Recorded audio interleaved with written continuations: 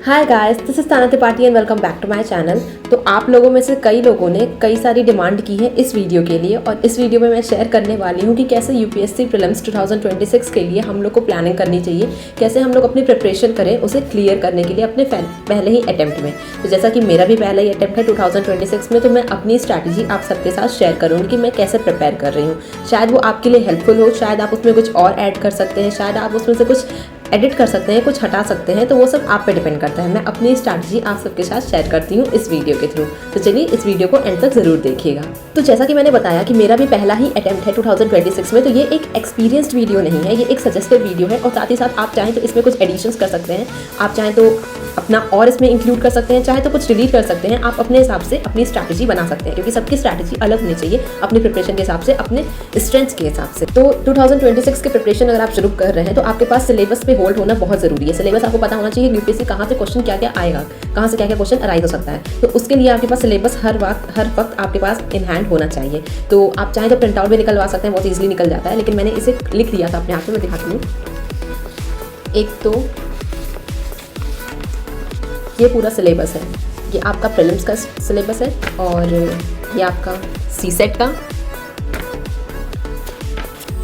फिर ये extra important topics जो है प्रीलिम्स में, जो मिसलेनियस टॉपिक्स होते हैं उनसे जो क्वेश्चन अराइज होते हैं, ये वो हैं।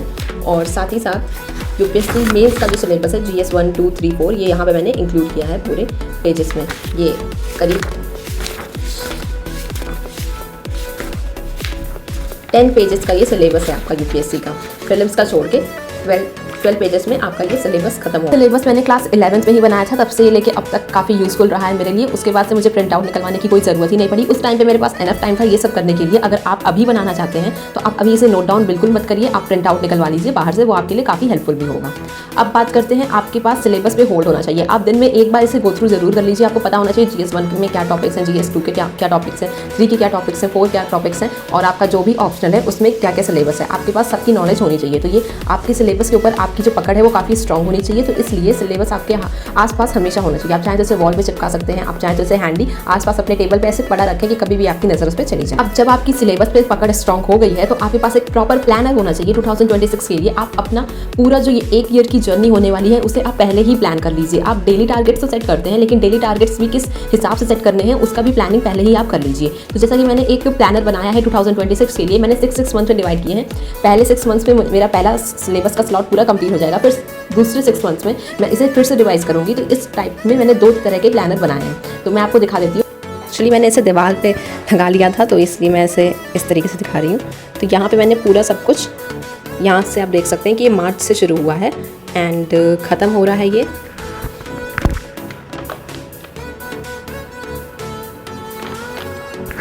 सितंबर में। तो इस हिसाब से आप काउंट कर सकते हैं। सो आपने मेरा प्लानर देख लिया, ये मैंने 6 मंथ्स के लिए बनाया है। तो ये अप्रैल, मई, जून, जुलाई, अगस्त, सितंबर, 6 मंथ्स में ये टोटल मेरा यूपीएससी का सिलेबस खत्म हो जाएगा। फिर अगस्त तक जब खत्म हो जाएगा तो सितंबर तक खत्म हो रहा है, तो अक्टूबर, नवंबर, दिसंबर, जनवरी, फरवरी, मार्च तक मेरा दूसरा स्लॉट भी सिलेबस का खत्म हो जाएगा। तो यहाँ पे मैंने 2 बार रिवीजन कर लिए। मार्च के बाद अप्रैल भर में पूरा प्रीलिम्स के ऊपर फोकस करूँगी एंड मई में अपना एग्जाम दे दूँगी। तो ये मेरी स्ट्रैटेजी है 1 साल की। तो आपको भी इसी हिसाब से अपनी स्ट्रैटेजी बनानी है, अपना यूपीएससी का प्लानर बनाना है अपने सब्जेक्ट्स के हिसाब से। जो सब्जेक्ट्स आपको ईजी लगते हैं उनको कम टाइम दीजिए, उनको जल्दी कंप्लीट करने का ट्राई करिए, और जो सब्जेक्ट्स आपको हार्ड लगते हैं उनको आप ज़्यादा टाइम दीजिए। वैसे तो यूपीएससी में सारे सब्जेक्ट्स का रोल काफ़ी इंपॉर्टेंट है, बट कुछ ऐसे सब्जेक्ट्स हैं जिन पे से ज़्यादा क्वेश्चन अराइज होते हैं, जैसे कि environment, science and technology, polity, economics, history. जैसा कि हिस्ट्री से इस बार 13 क्वेश्चन इन टोटल आए हैं। तो ये सारे जो इंपॉर्टेंट सब्जेक्ट्स हैं इन पे आपकी जो पकड़ है वो काफ़ी स्ट्रॉन्ग होनी चाहिए। कुछ सब्जेक्ट्स ऐसे हैं जिनसे बिल्कुल भी क्वेश्चन नहीं आते, जैसे कि जो मेंस के टॉपिक्स होते हैं, जैसे वर्ल्ड हिस्ट्री हुआ, और साथ ही साथ आपका पोस्ट इंडिपेंडेंस वाला जो एरिया होता है वो वाला टॉपिक हो गया। तो उसी हिसाब से जो भी सब्जेक्ट इंपॉर्टेंट हैं, जिनकी रीच ज़्यादा है प्रीलिम्स में, उन पर आप ज़्यादा फोकस करिए। उनका रिविजन बहुत फ्रिक्वेंटली आपको करना है, बहुत ज़्यादा स्ट्रॉन्ग होल्ड होनी चाहिए उन सब्जेक्ट्स पे। और जो सब्जेक्ट उतने इंपॉर्टेंट नहीं है प्रीलिम्स के लिए, आप उनको अवॉइड कर सकते हैं। जिनसे सिर्फ 2 से 3 क्वेश्चन आते हैं, आप उन्हें भी अवॉइड कर सकते हैं, क्योंकि ऐसा तो नहीं है कि वो सब्जेक्ट खत्म होने के बाद अगर जो 2 से 3 क्वेश्चन आ रहे हैं वो भी आपसे हो ही जाएंगे, ये तो ऐसा तो होता नहीं है। तो इसलिए जिस सब्जेक्ट से ज़्यादा क्वेश्चन आ रहे हैं, आप उस सब्जेक्ट्स पे अपनी पकड़ को स्ट्रॉन्ग करिए, जिससे जितने भी क्वेश्चन आए उसका आधा तो आप कर ही लें।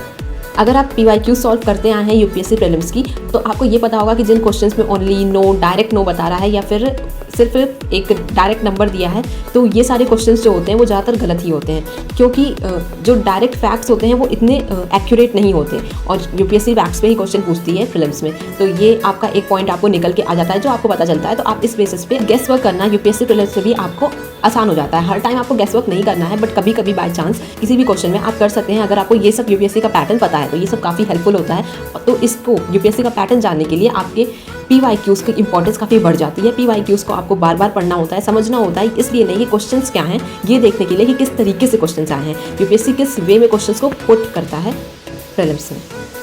अब बात करते हैं रिसोर्सेज की। तो रिसोर्सेज के लिए तो मैंने बुक लिस्ट पे एक वीडियो बनाई है, मैं उसका लिंक डिस्क्रिप्शन बॉक्स में शेयर कर दूंगी। आप चाहिए, आपको ज़रूरत हो तो आप वो भी वीडियो देख सकते हैं। तो एज पर माई ओपिनियन, हमारे पास माइन भी नहीं, सारे टॉपर्स भी यही सजेस्ट करते हैं, जितने टीचर्स यही सजेस्ट करते हैं कि आपके रिसोर्सेज बहुत लिमिटेड होने चाहिए। आपके रिसोर्सेज बहुत वाइड होंगे तो आप खो जाओगे, आप नहीं समझ पाओगे आप कहाँ क्या पढ़ रहे हो, और इतना सारा पढ़ने के बाद आपको ये रियलाइज़ होगा कि आपने जो पहले पढ़ा था वो भी आप भूल चुके हैं। तो रिसोर्सेज लिमिटेड रखिए, एक ही रिसोर्स पे बार बार रिलाई करिए, वही बार बार पढ़िए, उसके ही कंसाइज नोट्स बनाइए। उसको जितना आप शॉर्ट करते जाए, पहले आपने नोट्स बनाया वो कंसाइज फॉर्म में, उसका आप चाहें तो दूसरा नोट्स बनाइए वो उससे कंसाइज फॉर्म में हो जाए। जैसे जैसे आप पढ़ते जाते हैं आपको नोट्स को और कंसाइज फॉर्म में बनाना आ जाता है।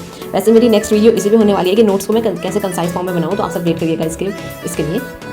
सो यही बात थी कि आपको रिसोर्सेज भी अपने काफ़ी लिमिटेड रखने हैं, बहुत सारे रिसोर्सेज के पीछे नहीं भागना है, इससे आप भी कंफ्यूज हो जाओगे, और अगर आप कंफ्यूज हो गए तो ये एग्जाम एक ट्रैप बन जाएगा और आप इसमें से निकल नहीं पाओगे। रिसोर्सेज का लिमिटेड होना बहुत ज़रूरी है इस एग्जाम के लिए। सारे टॉपर्स यही सजेस्ट करते हैं, इंक्लूडिंग सारे टीचर्स भी, जो भी प्रोफेशनल टीचर्स हैं वो सारे यही सजेस्ट करते हैं कि रिसोर्सेज बहुत लिमिटेड होने चाहिए यूपीएससी के प्रिपरेशन के लिए। So that's all. तो ये सारी मेरी स्ट्रैटेजी है, ये सारा मैंने सोचा है कि मुझे इस तरीके से तैयारी करनी है। साथ ही साथ आपको डेली टारगेट्स भी रखने हैं। जब आप अपना प्लानर बना लेते हैं तो इस हिसाब से आप डेली टारगेट रखेंगे। जैसे मेरे टारगेट्स में जो सब्जेक्ट्स मैं रोज़ लेके चलती हूँ, जो सब्जेक्ट्स चल रहे हैं मेरे प्लानर के हिसाब से वो होते हैं ऑप्शनल रोज़ होता है मेरे लिए, करंट अफेयर्स होता है, और साथ ही साथ PYQs। ये सारे सब्जेक्ट्स मुझे रोज़ कवर करने होते हैं। तो यही मेरे डेली टारगेट्स होते हैं, बस सब्जेक्ट्स बदलते रहते हैं प्लानर के हिसाब से। बाकी ऑप्शनल, करंट अफेयर्स, ये सब तो, और मैगजीन, ये सब तो रोज़ ही रहते हैं। उसमें आपने देखा भी होगा करंट अफेयर्स और ऑप्शनल आपको डेली के प्लानर में दिखे होंगे कि ये तो आपको रोज ही करना है। और बाकी जो कि मैं अपना एक्सपीरियंस बता रही हूँ, मुझे जो मैं अपना जो करने वाली हूँ, मैं अपनी स्ट्रैटेजी बता रही हूँ। आप अपने हिसाब से अपनी स्ट्रैटेजी बनाएं, और अगर आपको मेरी स्ट्रैटेजी अच्छी लग रही है, हेल्पफुल लग रही है, तो आप चाहें तो उसके हिसाब से भी जा सकते हैं। 1-2 मंथ देख सकते हैं कि क्या आपको इससे फ़ायदा हो रहा है, क्या आप इस हिसाब से अपनी प्रिपरेशन कर पा रहे हैं कि नहीं। अगर नहीं कर पा रहे हैं तो आप अपनी स्ट्रैटेजी बना सकते हैं दूसरी। So that's all for today. Hope you like this video. Like, share and subscribe for more, and stay tuned for the upcoming ones. Thanks for watching. Bye.